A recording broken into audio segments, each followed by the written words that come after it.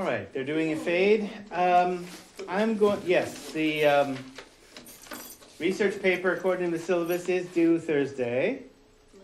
It's supposed to be on whatever you're interested in. Standard research paper format, bibliography, all that kind of good stuff. Let's see. I'm willing to cut you some slack on it because it was buried somewhere in there. And I'm feeling charitable today. So could I I'm doing a lot of research on DUIs, alcohol. Mm-hmm. Could I do it on something like that, or Sure. the cause and effects and consequences? Cause and effects, consequences, solutions. Dave Ralston. Oh, right. Local city councilor who apparently doesn't know you don't drink on top of certain meds and then go driving after midnight inside of police in your own city. And you don't even think about driving without a CDL license. Hey, I know. Which research paper is on in your syllabus? Yeah, it is. Back. That page? Back. Kind of a run-on thing from the last. There's no space in the middle of it.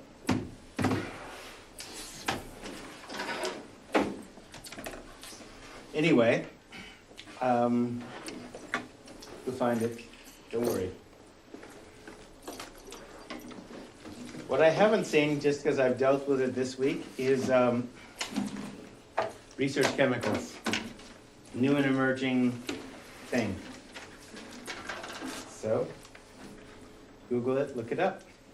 So this week we're going to look at addiction severity and treatment intensity, sustainability as it relates to addiction treatment, possibly. I took an abrupt left turn the end of last week where I gave you a bunch of slides where I explained, I actually didn't explain much, so let me give you what that was in terms of, in response to the question about, somebody saying about science, how do you deal with that? Wilber's 3 eyes construct. So the reason I started using this is because in Afrocentric psychology, where we can go to Egypt, we can basically look at history, politics, et cetera, a lot of people aren't there. They want a more Western approach. Now, I'm a transpersonalist. That means, in terms of psychology, the beyond exists. We can talk about it. That there's a connection between people, that you can use your intuition and you can train your intuition. So Ken Wilber is a transpersonal psychologist, and his 3I construct is what I use to write my master's thesis, to be able to explain what I was doing in terms of music and therapy. And so his 3 eyes are basically the eye of flesh, the eye of mind, the eye of contemplation. And so, as he points out, there's not 3 different worlds, but 3 different aspects of our one world disclosed by different modes of knowing and perceiving. And basically, all 3 of them work the same way, just like Western replicable science. You have to replicate your results. Except that with certain modes of knowing, as I illustrated with your classmate, how do you prove you love your parent or your kid? How do you prove love? Well, in actions? Well, sure. But is the actual love detectable? No. But it's real. So a common experience is real. And then validated by people. So, for example, one of the praxis that we have for dealing with whether someone has psychedelic trauma, well, it helps if you've done psychedelics, but it's not entirely necessary.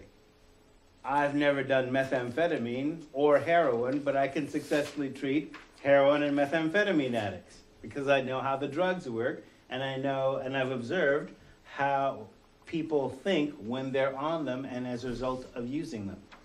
Similar thing with psychedelic, right? So that becomes an experiential way of knowing that's replicated. So the 3 I's as applied to addiction treatment.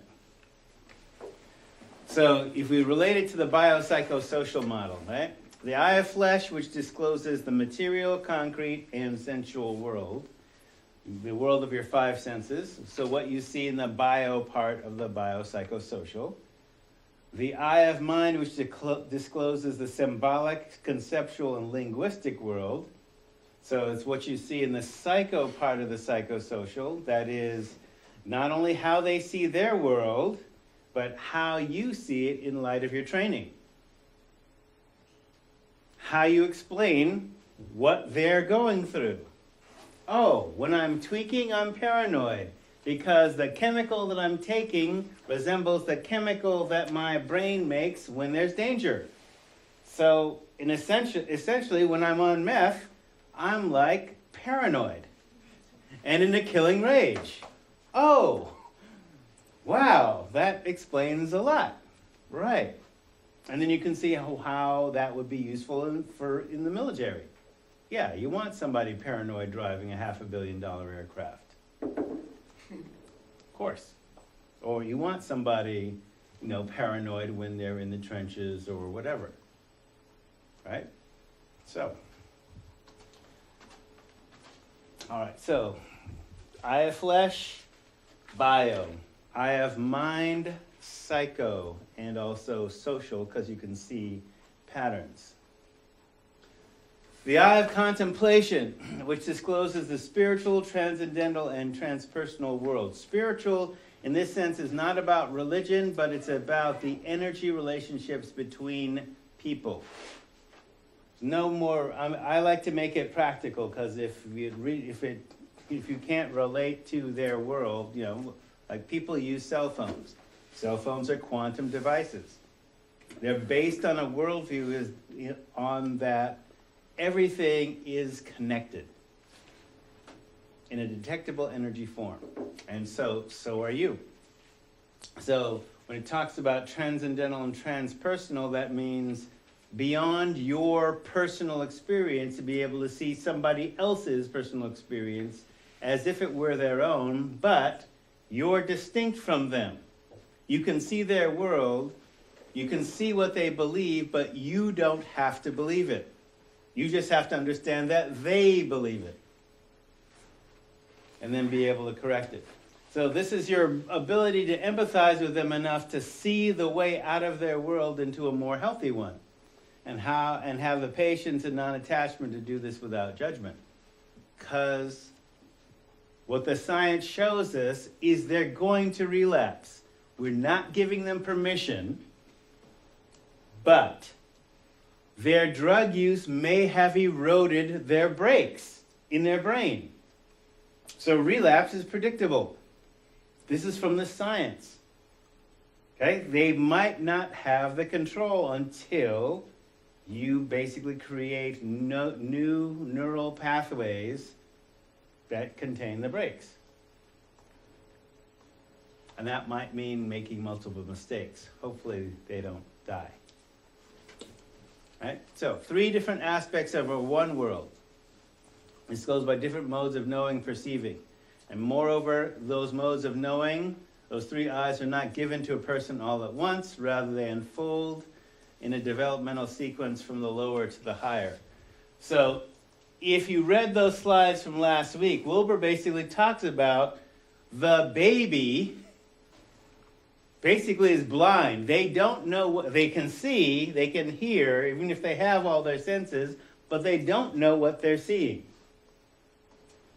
Okay, developmentally, a person who is in the middle of their addiction is being blinded by the substance or the addictive process. They cannot see past it.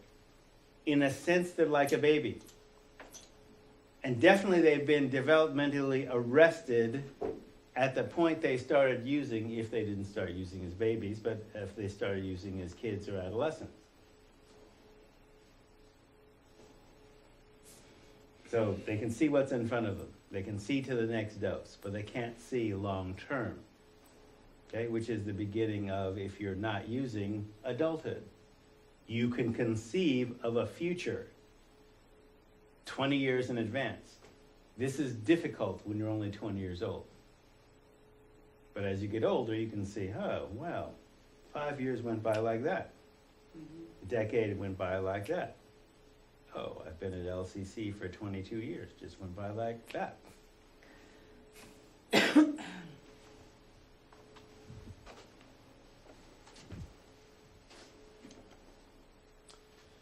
So often you like to use a swimming analogy. So 12-step base treatment is like swimming laps at the YMCA. Okay? Swimming pools are flat water. They're warm. They're chlorinated.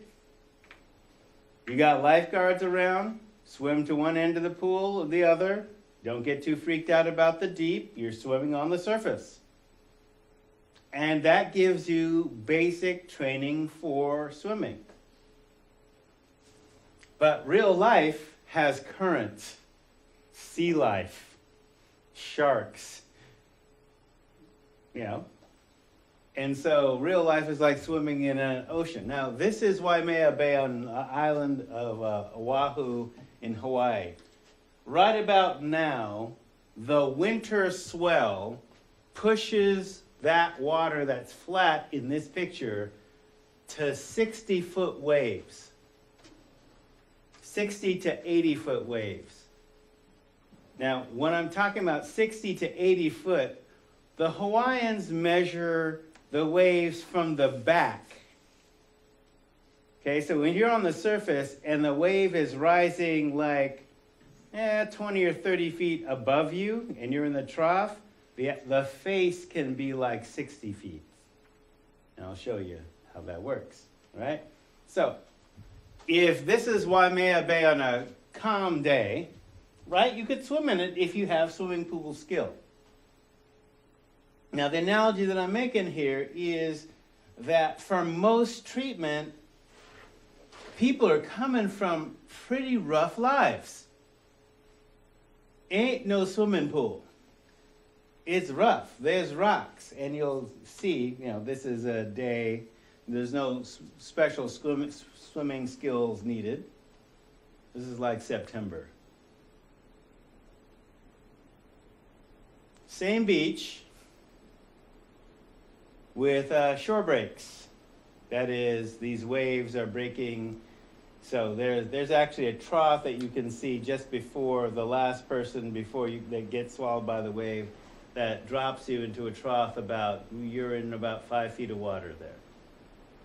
You can see from the person that's closest how big the wave is over them.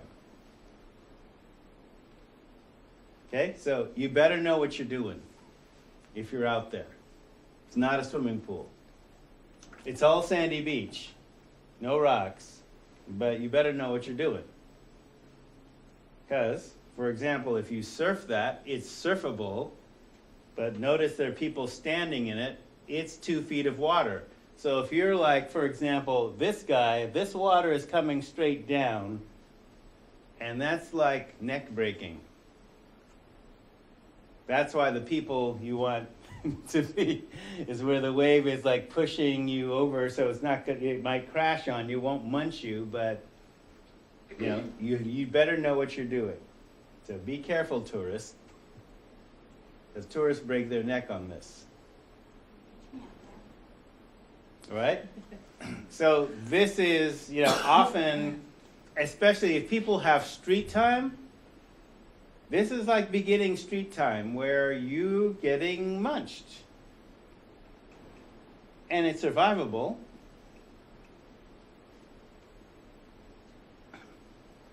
But you're going to need some special skills. For example, this is still Waimea. The surf has been pushed up. So it's a board surfing on a smaller day. Say it's 10-foot Hawaiian, which means you probably, if you can see where he's in the middle of the wave, and let's say this guy is 6 feet, so there's like 3 of him, that's a 20-foot face. 10-foot Hawaiian. You better have skill. bigger, but not the biggest stay, say 20-foot Hawaiian, which means 40 to 60 feet of face. You don't want that kind of water falling on you. But people do it. And this is basically, these folks are able to paddle out. These aren't even the biggest waves that you have in Hawaii, where you get towed in by a jet ski, because there's 60 to 80 foot of face.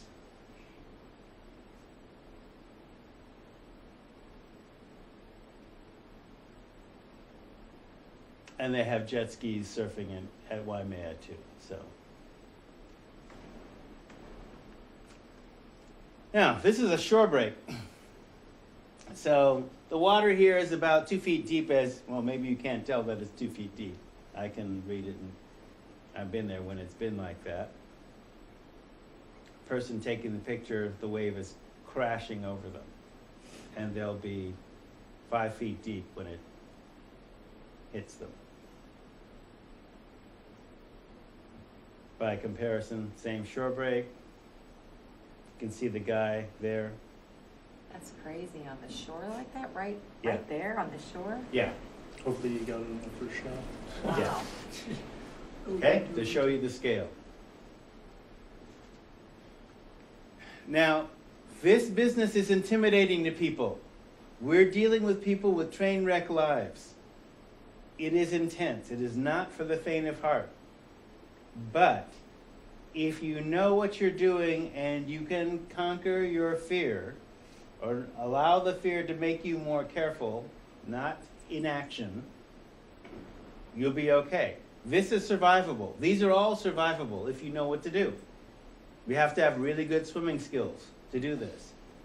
Or with addiction, basically, people present as fairly normal and vanilla, and you quickly get into the horror that they've experienced, whatever that is.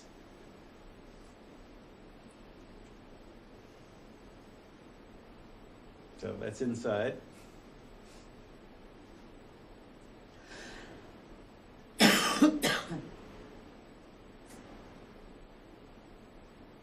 And this is what's called a sand monster.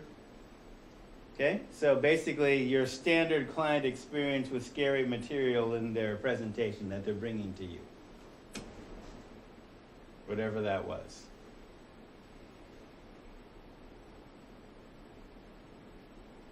That was a cool picture.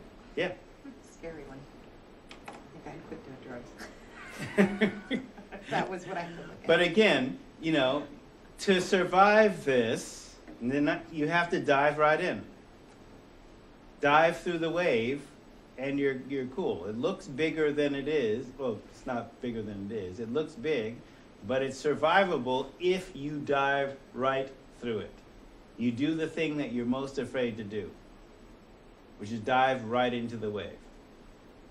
But that paradoxically is the way to get through this. And within addiction treatment, especially if a client brings you some scary stuff, dive right in. Go to the center of the place that you're scared of with them, because they're probably scared of it too, for good reason. All right, so the client's life experience might be likened to experiencing any of those waves without skill, right? Particularly if they never learned to swim. And by swimming, I mean being able to negotiate life in a way that makes you stronger. All right? If they never learned to swim, they'd easily be in over their head, or as people often say, overwhelmed. Okay? You're their lifeguard, but you can't be more serious about saving their lives than they are. You can't do the work for them. You can basically tell, and you can't do the work for them. And just leave it at that. Because of their experiences, they may be less hopeful than you are. Of course. Looks hopeless to them. Okay? So it's with the eye of contemplation that Wilbur talks about that you see the recovered addict in the heart of the suffering active addict. I know, I can see where you're going to be. You can't see that now. it's difficult for them to conceive, for example, if they've been on meth and they've never not used for longer than a week or two, it's difficult for them to see 3 years, the 3 years minimum recovery they'll need to do. It's like impossible. I've never done that. Why should I believe that that's what I need to do when I haven't even done a week or two? Well, it's possible because other people have done it. I have a question. Yeah. Do they still need those 3 years of recovery time if they say used for a while, they got years clean, and then they like were in and out of using for like 2 years? Clock starts from whenever they stopped. Say that again? Okay, so for example, just the example you gave. The clock starts again from whenever they stopped using. Okay, so let's say that green is weed. Now, technically, and the red is meth. Peak of use, no use, start using again, go to no use. So let's say that they've stopped using at this point, right? So the clock starts for meth from when they stopped using. But a common pattern is people will basically do civilian harm reduction. Well, I'm just smoking weed, and I'm not using white dope anymore. Or I've got a medical marijuana card, or yada, yada, yada, right? They're not technically abstinent, but at least the weed is less obviously toxic than the meth. It's still having an effect. So I know people that, But in the treatment world, basically, you're supposed to be abstinent from all non-prescribed mind or mood-altering chemicals, yada, yada, yada. In the 12-step world, it's complete abstinence except for pharmaceuticals, and they were slow to accept that people are getting scripted with psych meds, and that's going to be okay in treatment. Well, I'm just. Go ahead. Yeah, and I'm just wondering, does it start over, like from the time they use, like, they use again and then they stop? Is that from that stopping point, no matter for how long they were using prior? Right. It starts from that. Like, say they use Right. like twice. Yes. It's another 3 years to like Yes. recover from that. Yes. Okay, because also, remember, they have, whatever tolerance they have from the last time they used, the body remembers its lifelong tolerance. Yeah. Because that's why like the progression is like picks up right from where you left off. Right, right. The body remembers.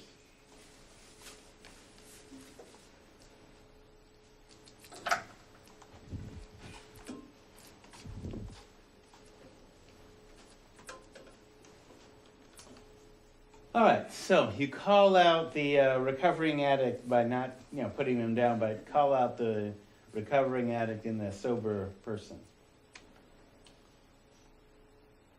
You can wake up now, machine.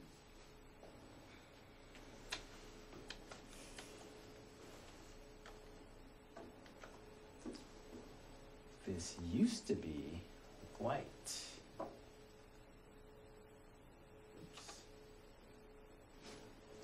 so I understand how people, that are involved in meth, they, it seems like they look at sobriety and they're like, oh my gosh, 1 day, you mean 3 days, you mean 3 years, And they're looking at like, oh my God, that's so much time, I could never make it.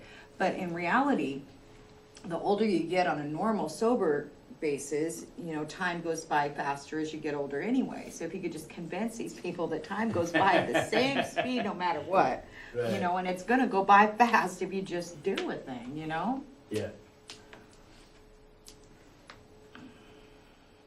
It's switched, so I'll just read it for you. Basically, you and the client are like drops of water in a larger ocean.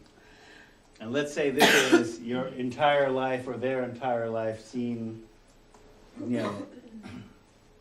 as a whole. You make a splash. Some splashes are bigger than others, but you're both drops in an ocean, in a larger ocean. So within that, as Wilbur talked about, and I'll just basically skip through this, the baby at birth is all but blind, and basically has its own, all it sees is its feelings and its bodily sensations.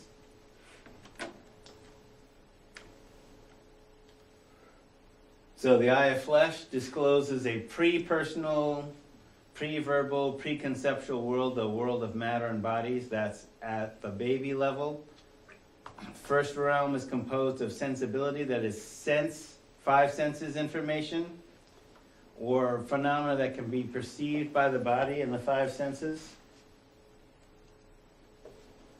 So the eye of flesh, big wave. Looks scary.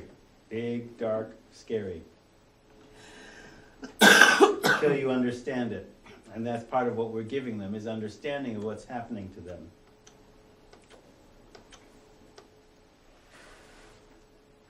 In talking about life development, in the following decade or two, the eye of mind will increasingly emerge and develop, disclosing in its turn the world of ideas, symbols, concepts, images, values, meanings, and intentions.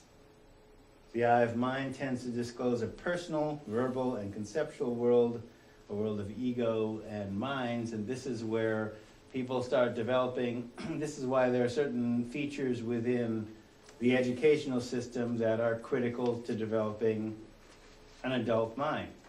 Math and writing. Writing is thinking. Math patterns the brain for problem solving. And when it talks about a world of ego, is it talking about getting closer to the ego or farther away from the ego? Well, for example, in this world, in this worldview, say, depending on whose framework of what the ego is, so our ego is basically who's on your driver's license. Has a birth date, has an address. Body's your address. So this person that was born has a certain history up to this moment. That's your ego, and also has a future. Okay? Encapsulated within the body. So all the conceptions of what the ego is, is encompassed in that concept. Now, there are different forms of psychology that might take that farther. So I'm a transpersonalist, and I'm also Afrocentric. So Afrocentric means it isn't just me, it's my ancestors. It's my family. It's all my connections that make up my ego. In a Freudian concept, it's just you and your primitive drives and your superego and your id. Your id is your primitive drives. Your ego is who you are in your body. Your superego is the programming from society.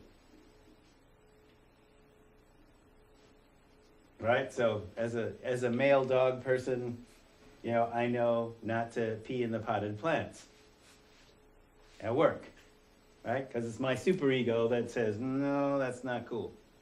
You're supposed to be able to hold it. Right? So you transfer that holding it concept to other things like addictive behaviors. Oh yeah. That reminds me of getting stoned. No, I'm going to hold it. So, eye of mind discloses a personal, verbal, and conceptual world, a world of ego and minds. That world is intelligibilia. I didn't even know that was a word, but spell check said it was. So, or objects perceived by the mind. I told you about reference, did I not? Okay. So one of the things he's talking about, a referent.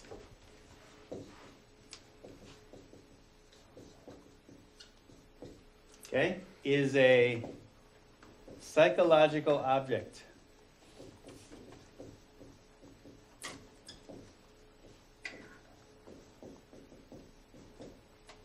Something that's familiar to you. So by analogy, right? This is a table. This is a chair. Those are cups. There could be all kinds of different cups, glasses, beer mugs, steins, glassware, etc., etc. Those are objects that get transferred. They're a reference. Okay, so they're reference for drug experiences too. Just like I was saying, okay, you get drunk, that's different than being stoned, but getting drunk is a referent. How drunk are you? How sloshed, shit-faced, pissy drunk, mildly buzzed? Those are all reference, psychological objects. So getting drunk is different than being stoned, or baked, or whatever your terms are. Frying on acid. Okay, all different. Being in a K-hole on ketamine. Right? A referent. It's only a Tweaking. if you've experienced it. Right. Right. It's only real to you once you've experienced it. Right? Orgasms. Okay, you have to be past puberty to know what one is. Sometimes not even then. But once you have one, that's a referent for you.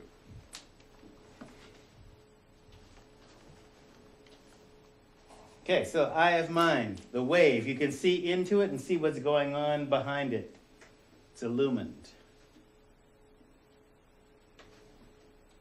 So it's no longer just a wave. Oh, that's the sun behind that.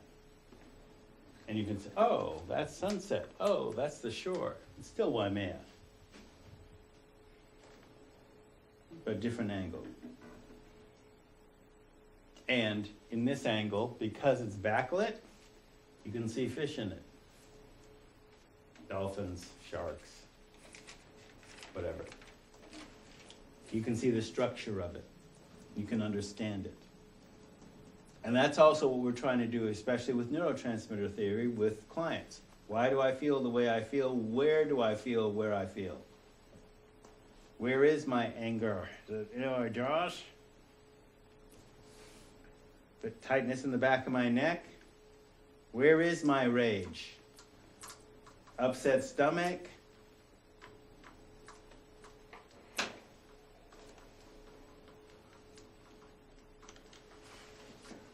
So he's talking about, in his model, being developmental.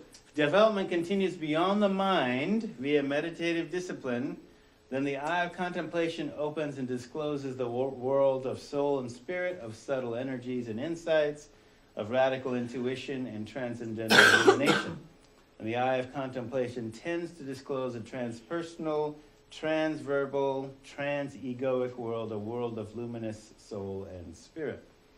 So one of the things that he's talking about here and how this is applied to drug treatment is you can get insights from a person that appear depending on what your reference are or your personal imagery are. You can experience what they're experiencing, but filtered through your insight, and that can help them because you can reflect it back. Because you can ask them, are you feeling angry? Or what happened when you felt it? Oh, I don't feel anything. Well, it's not likely that you don't feel anything when something heavy happened to you. You just don't want to admit it. Particularly if you've been incarcerated and it was dangerous to have feelings, even good feelings, because people see that you feel good and they'll act to try and destroy your good feeling just out of sheer spite or worse. So what if somebody had went through something a long time ago, and then they just went through something else, but because of what they went through to begin with, they had turned off all their feelings, and so they really didn't feel anything. They don't. Well, it's not that they didn't feel anything, it's that they don't recall it because they've got basically kind of like a PTSD lock on it. Right. I can't be the first person that felt this. And that can happen good or bad. So it's not just trauma that gets blocked off. Sometimes it's good things that get blocked off because people make you feel bad about feeling good.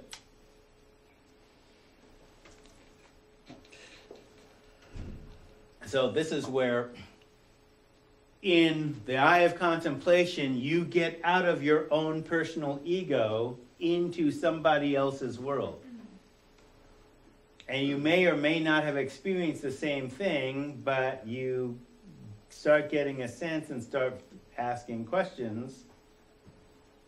Or sometimes it comes in an intuitive flash. Oh, that's what that is.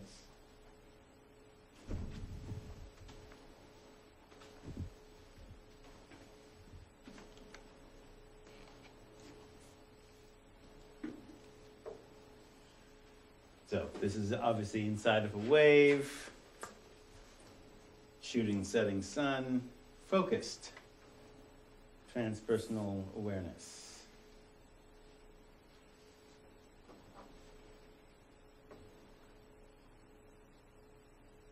Okay, and if you continue the focus, the client can also see as you do.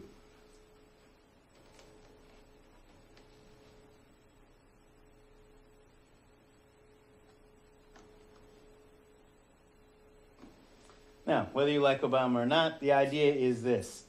This is an artist this Ken Wilber stuff was at his website, and this is part of Alex's work. Can you see the connections to a larger world through your eye of contemplation? And then to the client's larger world.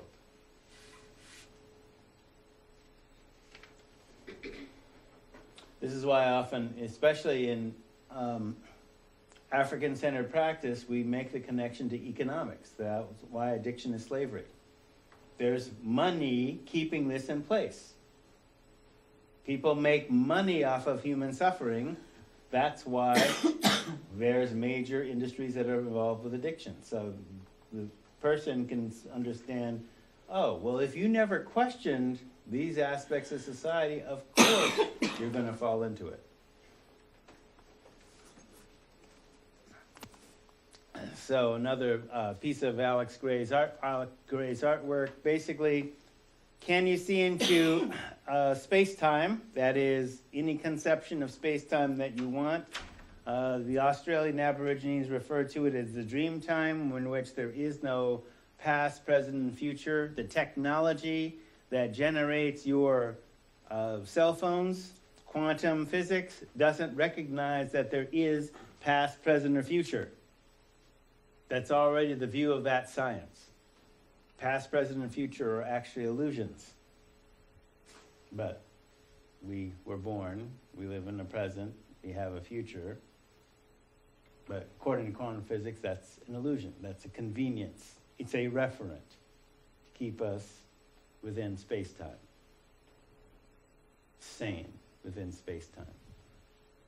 So, epigenetic memory of ancestors and unborn. So, epigenetics definitely, it's easy for people to see that you carry the wisdom of the ancestors within you, and if you see the figures behind the male and female figures, there is a dead elder and a dead male and female elder, and there's a baby playing with a skull at their feet, and the unborn child is entering the woman's womb spiritually, so you can see all those things, and this is the reality that he's depicting.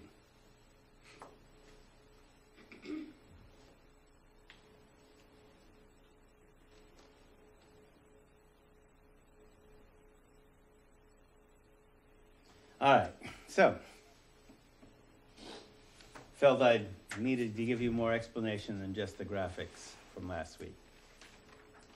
So the idea is that this is what I just showed you is replicated science, but obviously was not being taught 20 years ago. But you have me.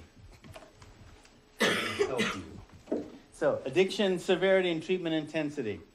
So addiction severity is the seriousness of a client's symptoms and their degree of impairment from whatever norm. So clinicians, that's us, use severity to determine levels of care appropriate to the client's needs. So in the real world, for example, outside of academia, outside of college, treatment is not equally available even if you meet diagnostic criteria. So I would be remiss in basically telling you, yeah, there are these clinical ideals, But whether people have insurance, whether people are ready, is an open question.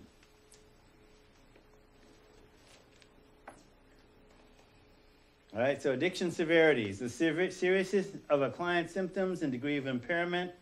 So, for example, treatment intensity. From level 1 outpatient, which is basically 2 times a week plus meetings, usually 12-step meetings. So usually it's 2 groups a week. This is usually the diversion. Level 2 IOP, which is intensive outpatient, also known as partial hospitalization. That's 3 times a week plus meetings. So it could be 2 groups, an individual, plus all the meetings that they require you to go to, usually 12-step based. Level 3, resident inpatient, 7 to 28 days.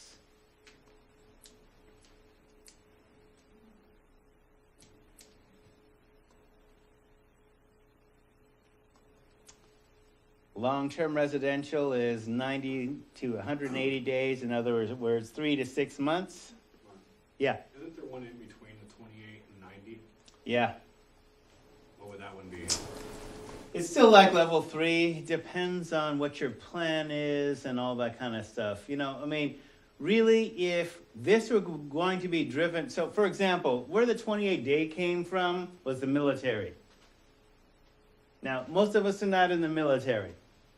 But military medical leave was based on the idea that you're on a base, you have a day to travel, you have a day to get back, and other than February, months are 30 months. So that's where that 28-day came from.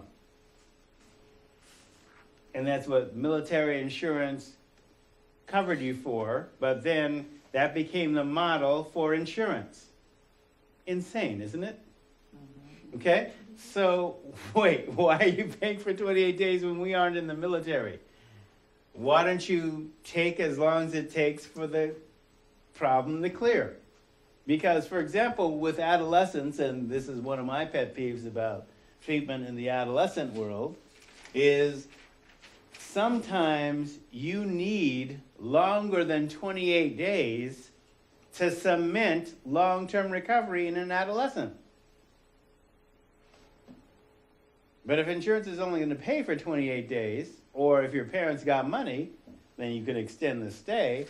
But I have seen people, adolescents, maintain 20 years of sobriety after a 6-month hospital stay, when insurance would only pay for 28 days. And the others who went through 28 days had multiple episodes of relapse. Why aren't we giving everybody that? Well, some people have money, some people don't. Those stay times are not necessarily driven by the science. They are driven by what insurance will pay for.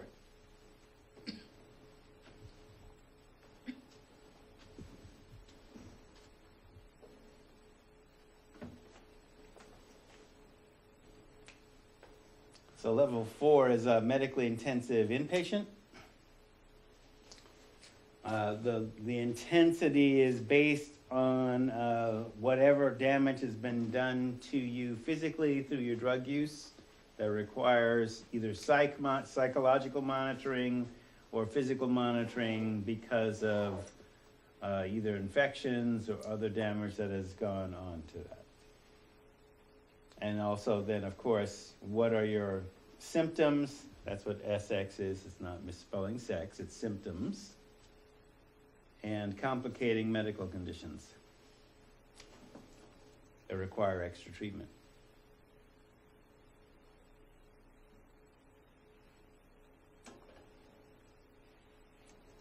Not on this list, of course, is detox, which usually precedes all of this.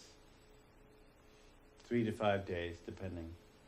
Isn't it oftentimes when you get into residential, you first go through detox? Yes, but so that's an assumption I put in here. I'll just make that clear. You have to go through detox before you get into these. So if a person drinks like every single day for,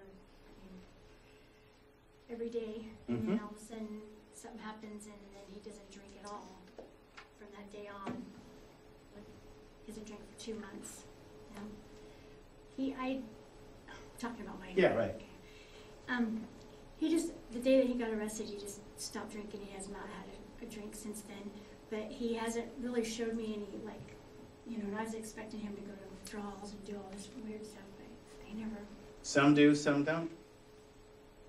I can't say that it's a mind over matter thing, because if it were, then we should train it. Some do, some don't. The way we vet medically is that they'll need it, but some don't.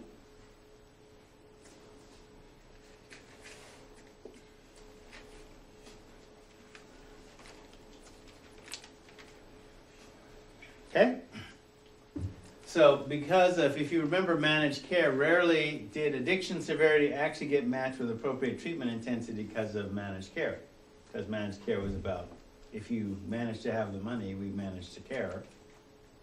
So if you don't have the money, tough luck, Charlie. Okay? So if you're, I'm sorry to interrupt, Yeah. but if you're counseling somebody and they start talking the suicide thing and you decide that, they have all the reasons, they got their plan in order and everything, and you decide that you're gonna do something, Yeah. and you wanna get them in and get them, checked out or whatever, so they have to go through that detox first too, before they get into a treatment facility, or? Yeah. Now, packed within the assumption, so I want to check this out. People often get suicidal when they're detoxing, before they go into detox, like particularly with certain stimulants like cocaine. Seems hopeless. I'm going to off myself, especially when I come down, or as I'm coming down. So it's good to do the suicide protocol, plan, means, lethality, all that kind of stuff. The 5-step model of that, and prior attempts. Right, so you call somebody and say, yeah, this guy's really he's got his plan down, he's Yeah. had priors, I'm Right. afraid he's gonna Right. endanger himself or somebody else. And what do? Just come to the office and pick him up and take him to detox? or? Well, not detox. Because they're talking suicide. They are more of a danger to themselves than they're detoxing from the drug. So they'll probably get taken. If we were talking locally, then the JU, or if they're in a locked facility, take away the means and make sure that they're in a secure facility where they can't hurt themselves unless they start banging their head against the wall, in which case then they get transported, and put in a straitjacket and restrained so they can't do that, and then go through detox. It's rough. Yeah, well, not as rough as Russian detox, which is you get handcuffed to a bed without a mattress and just left there. Suppose it works. Whatever works, huh? Glad I'm American. Yeah. All right, so we'll send you to the care you can afford. Good luck. Hey, can't afford care? Here's the waiting list. And sometimes that happens even if you can afford care. Hate to be cynical, but that's often reality. So you have to give somebody hope while they're waiting. It's not as hard as it sounds. So this is straight out of Rasmussen, right? So operationalize the concepts and incorporate them into the treatment process with all clients and families. So clinicians, as she talks about, must adapt the concepts for use with diverse clients and utilize them fully with complex clients who have been coexisting, that meaning they exist at the same time, coexisting medical, psychological, and social problems.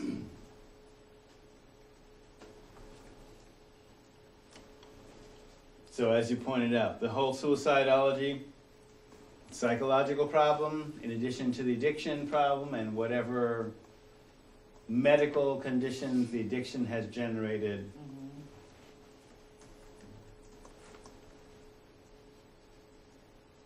All right, so then, and this is again straight out of Rasmussen. So clinicians have to develop strategies to enhance treatment acceptance and counteract treatment resistance directly with active intervention. So treatment resistance, and of course, why would somebody resist treatment? So what they mean by treatment resistance is that not everybody voluntarily checks themselves into rehab. And while in rehab, they will resist the advice of medical personnel, and sometimes they'll want to walk. This is called AMA, leaving against medical advice. We're not taking medical advice. So active intervention could mean skill building, reframing what's going on, harm reduction, coaching, which depends on your treatments, and all this will change depending on what the treatment setting is. So as an example, I've only worked in treatment at Whitebird. I've only worked on an outpatient basis. I've attempted to apply all the conditions of treatment to this setting, which is a school, really, dealing with people's mental health issues and addiction issues as it relates to school. We don't do UAs because higher ed doesn't do UAs. So it's basically my word and ability to convince people to not use without monitoring. Fun, fun, fun. What's your success rate? Knock on wood, I haven't lost anybody that came to me for a suicide call. Ever. But, I have a lot of people who are long-term. I've trained a lot of folks. And my agenda is, when people come to me, I'm training you to become a practitioner. You're a client now, but you're going to do this for somebody else, since it's free.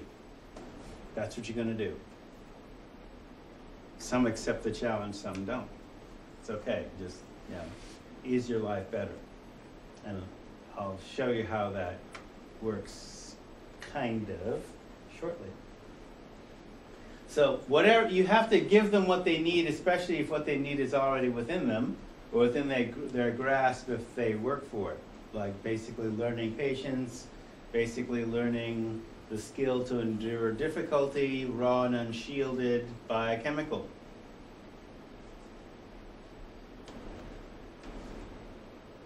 So what you do with people with multiple symptoms. So from the client's point of view, they're not actually symptoms from the disease. They could be coping mechanisms from their families of origin or the circumstances they came from. If they never learned the skill and they went through the school of hard knocks, or if we use the surfing analogy, they got washed up against those rocks at Waimea, the coral, the lava rock tore them up. So there's going to be a certain amount of recovery from that. Certain amount of residual pain from that. You have to acknowledge the pain and teach them basic self-care skills to get through that, and you might be the first person they got that from. Okay? So to the client, they're not symptoms. That's why the whole piece like we talked about last week of it's not what's wrong with you, i.e. the diagnosis. It's what happened to you. Okay? To the client, these aren't symptoms. It's what happened to them and how they coped with it as a result of whatever their education was. And if you weren't taught to deal with those particular situations, how do you make a sane adjustment to an insane situation? That regularly occurs. Where you learn to do that?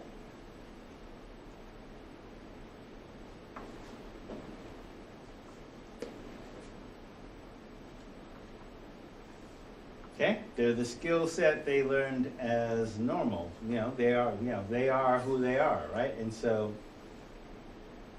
when I meet people that, for example,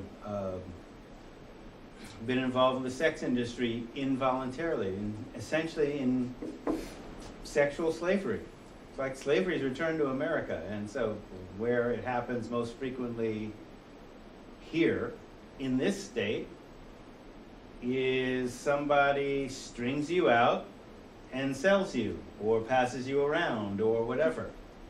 There are a number of people that go to school here that have had that situation happen to them. That look totally vanilla, plain Jane or Jonathan, because let's be honest, that they're male sex slaves too. Okay, they're strung out, but they are taking classes at Lane Community College. So how do you deal with them? I mean, how do you deal with a situation that's insane on the face of it, and how do they make a sane adjustment? And you basically say, you survived this, this was not normal, here's what is normal.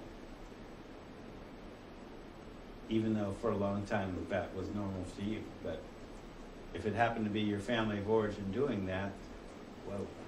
So what do you do with somebody that you know is on campus like that? You know, I mean, like, what do you do? Just pick them up and give them a squeeze and give them a room and, No, you know what I'm saying? often for the people that I'm talking about, basically that was in their distant past, and sometimes that distant past is like 2 years ago. They're out of the situation now. But that takes time to recover from. Yeah. But it can be done.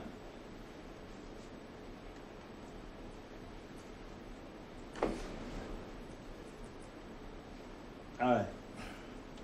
So let's see. I'm going to give a couple of examples here now that I actually should move this slide, but I'm just going to jump to it.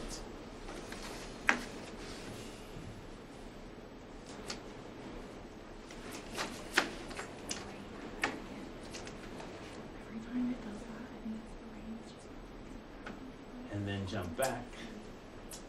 All right. Kathy, Gary, and Mike. I haven't told you about them yet, right? Okay. So all people I've encountered in my career. Gary and Mike were here. Kathy was in LA. So, as an American Maroon, Black Indian, my approach to therapeutics is that prevention, addiction, and treatment, recovery are treated as a whole, not as separate segments. There's a person isn't just an individual. They're a dynamic set of relationships. Some are visible, some are not. This is coming from the eye of contemplation. I see your culture and how your culture produced you. So these are not their real names, naturally. So Kathy was a 16-year-old African-American female gang member, drug dealer, CODA means child of drug addicts, high school dropout, whose drugs of choice were marijuana and alcohol.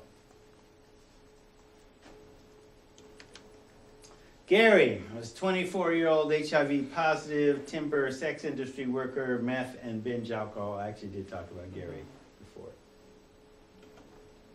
And Mike, ex-motorcycle gang member, meth cook and dealer, this is his presenting problem, anger management ain't working.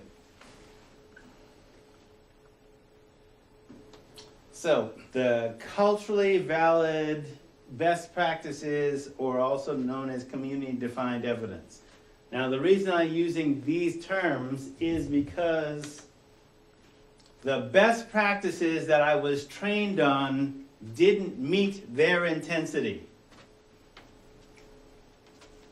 Nobody taught me how to deal with them in either my master's level work or my bachelor's level psychology work.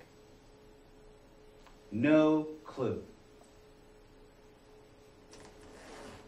So what do you do when your training is inadequate? Okay, so part of the study is who studies, if what the best practices come from replicated funded studies, That's not the only valid body of knowledge, but who studies those who've been systemically neglected, as these folks have been? So, Kathy, 1983 LA.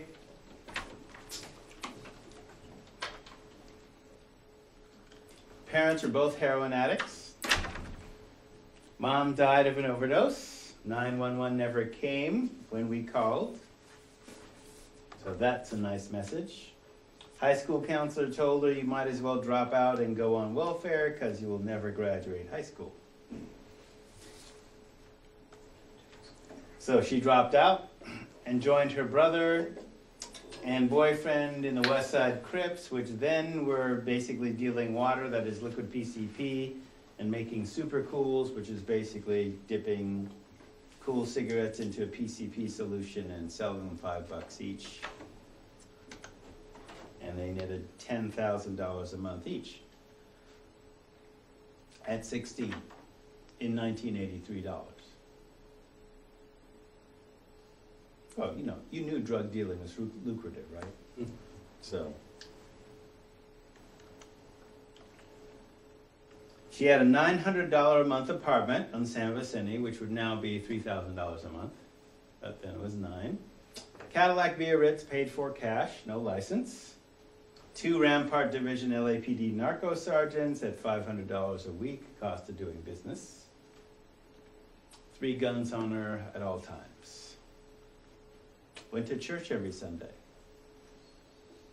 Because she didn't expect to live past 18. So she wanted to get right with Jesus. It's just reasonable, right? Reasonable life expectancy, reasonable lifespan, right?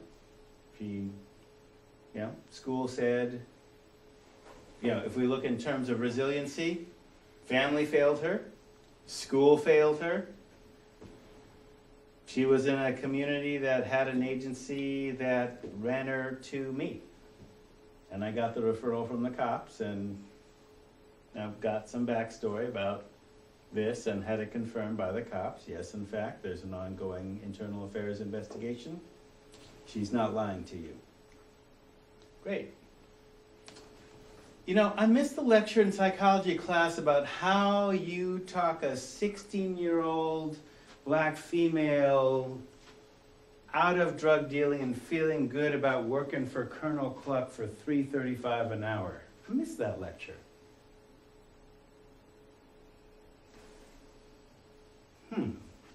Well, how do you do it?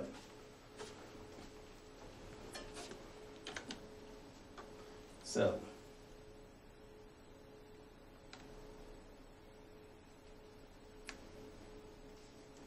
okay, so if you use the standard mainstream arguments of legality, look, she knew it was illegal, duh, I'm a drug dealer.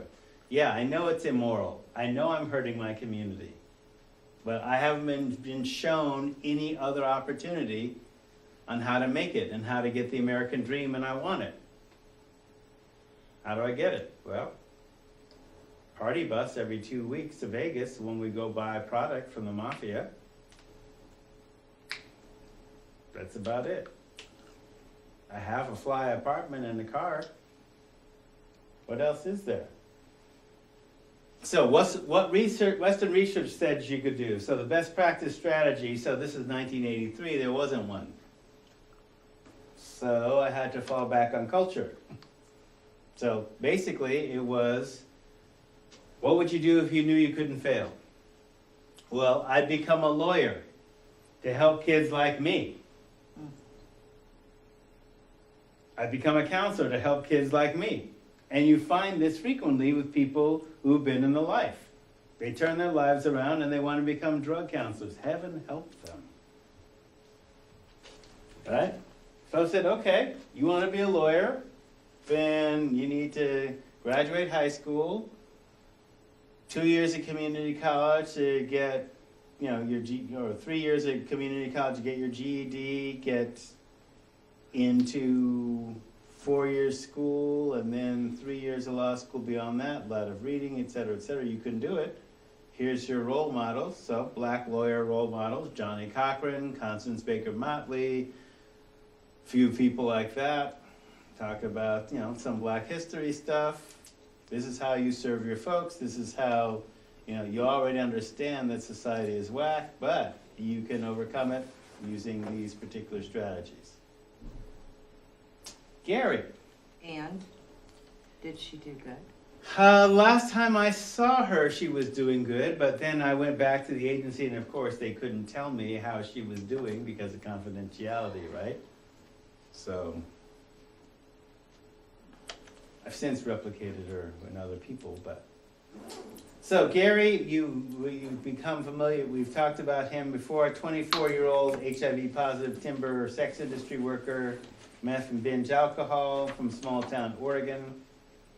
Multi-generational timber industry, left to hit the big city after a fight with his alcoholic father.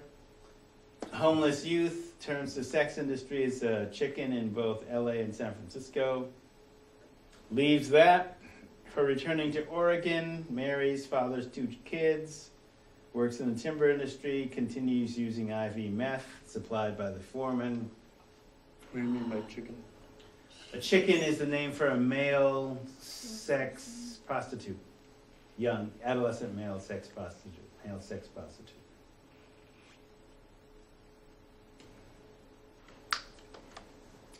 So finds out he's HIV positive. Wife kicks him out of the house. Oh, so he didn't know that he was HIV until after he got married. Nope. Oh. Wife wasn't pos, kids weren't pos. Okay. Yeah, so, and he's also not sure that he was pos until, that, so. So he's not sure, he actually wasn't sure whether he got pos as a chicken or pos through sharing needles at, let's see, who shall I say it is this week? People who make paper products, how many of them are there? So whether I say it's Weyerhaeuser or Boise Cascade, doesn't really matter. I mean, the same practices are going on in all the mills. And we don't do HIV outreach to the mills. So people were sharing needles. Because, right, HIV is a gay disease. I mean, people are stupid, really, in their prejudice. I mean, let's get medical here. All right? So at the time, ACT was the only treatment. So how do you convince a 24-year-old with a fatal disease that it's worth it to remain sober and resolve his identity and sexuality issues, as well as train for whatever he's going to do while he's here at LCC? Mike, ex-motorcycle gang member. So when we talk about treatment intensity, all these folks will fall within a particular treatment milieu. So for example, Kathy could do outpatient. Gary, because of his HIV positive status, as well as past IV drug use. If he were a current IV drug user, it'd be inpatient. Otherwise, be outpatient if he's not using and it's just binge alcohol. So Mike, ex-motorcycle gang member, meth cook and dealer on paper, i.e. parole, probation. Anger management ain't working. He came to me in tears, so imagine this 6'8" guy. He got into his argument with his wife, didn't hit her, though they did have a history of mutual combat abuse. He didn't trash the house in front of the 3-year-old, but he did go out and kick the driver's side door of his beautiful blue 69 El Camino, multiple paint coats, hand rubbed. Ouch. I almost cried with that. Okay, he tried his anger management centering technique, but was angry that he lost it over essentially trivia. Centering, breathing, anger management ain't working. And they were, I went out, this is when the was the apprenticeship building, so he was parked there, and I saw this dent. Okay, so the culturally valid best practices. With Kathy, it was Kawaida theory. That is, basically it's an African-American psychological theory where you also look at history, politics, economics, to place her in a particular context and say, okay, this is how you got here, this is how you can get to there, and here are the appropriate role models for you to get there. So working at Colonel Klux is not about the money. It's about learning to work with that a-hole assistant manager who is making $0.25 an hour more than you. So it's learning to work as a team, as an employee first, because you weren't doing that. At 16, you were a shot caller. But that's not real at 16 for most people outside of a gang. So if you want to become a lawyer, you're going to basically actually have to be able to sit your butt in a chair, read at a level beyond high school, and be able to think your way through these laws, as an example. Okay, here's a plan. You can make it. Gary, we go to medical. How's your T-cell count? Are you asymptomatic in terms of your HIV? How's your T-cell count? What's your relationship to death? Because at that time, AZT was the only drug. He knew he was going to die. What does that mean at 24? What's your relationship to your death? Sobriety prolongs life. Are you two-spirited? I'm basically giving him a framework for being gay, if he is gay, that says, okay, this is something that you can work with, and that is a special capability, not something to be ashamed of. What's your sexual identity? Maybe you're bisexual. Maybe you were just being a prostitute because of situational circumstances. Like a lot of men who have sex with men in prison do that because they're in prison, not that because they're gay. But it's complex. So, giving something to reframe. Yeah, thanks. Mike, anger management ain't working. So the samurai code of Bushido, and also street wisdom. So the samurai code of Bushido. If you're well trained in martial arts, you have a samurai sword, you've earned your samurai sword, you don't cut somebody's head off because they mouth off at you. Or they spit on your shoe, but that would be kind of dangerous for them. The punishment fits the crime, right? Biz. But I basically said there's a code of a warrior, right? But in biz, because he was a dealer, right? How do you handle yourself on the street with a narc or a snitch who mouths off at you? You can't lose it. It'd be dangerous to lose it, right? But your wife, who's mouthing off at you, because you both have this history of mouthing off at each other, you can't lose it with her either. Who's more important, your wife or the biz? So let's, what we call code switch. Let's say that your wife is more important to you than biz. What are the skills that keep you cool on the street that can keep you cool at home?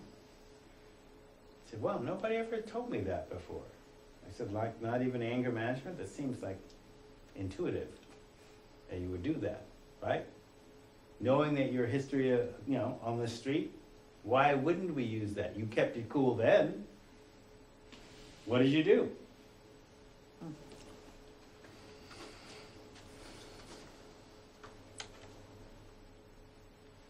So you're cool because it's biz, which is more important now, right?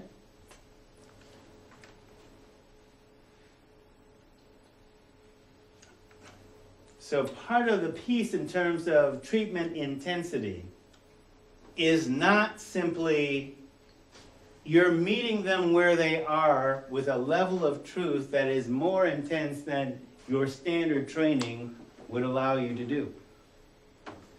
See, I wasn't trained to deal with any of these people in my psychological training. It was not in that worldview at all. So I had to come up with something like quick, like right in the moment. So that's why I'm talking about, with the eye of contemplation. What comes up intuitionally, and does it work? And not only does it work, but can you repeat it? Yes, you can. So what's your standard of practice? Because if I got the intuition, I'm not the only one. You got intuition too. I'm naming it and calling it out on you. 2 minutes, thanks.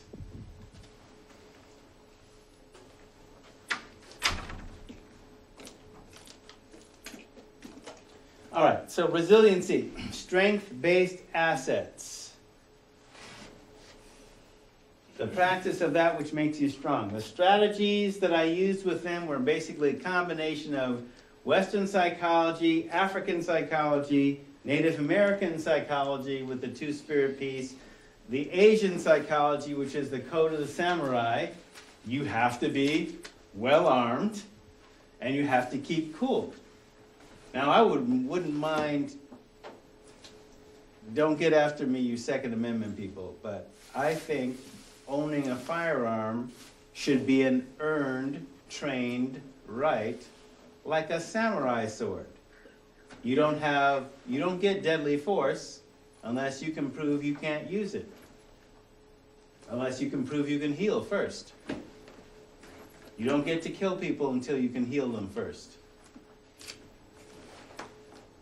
As an option, just like a samurai sword. That probably won't fly in America. but- Sounds good. No, Sounds good, though. Yeah, It does. okay? So in African-based therapy, those of us who were raised old school were told we would have to be twice as good as a white man to be considered equal. That meant speaking the king or queen's English better than they and knowing their history better than they, especially the story behind the story that they don't know. So the idea behind being able to do what I just showed you is going beyond your school training to be able to learn the technologies of multiple cultures to bring that into treatment. And that ups the treatment intensity. Wow.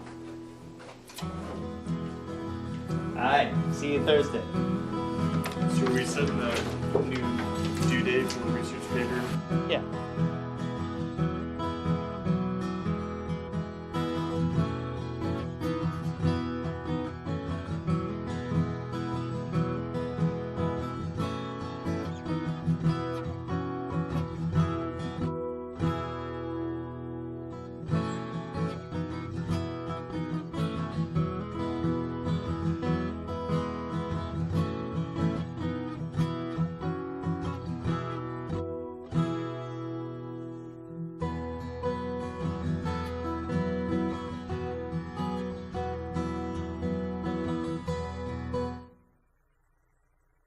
Lane Online. Learn, unlearn, relearn.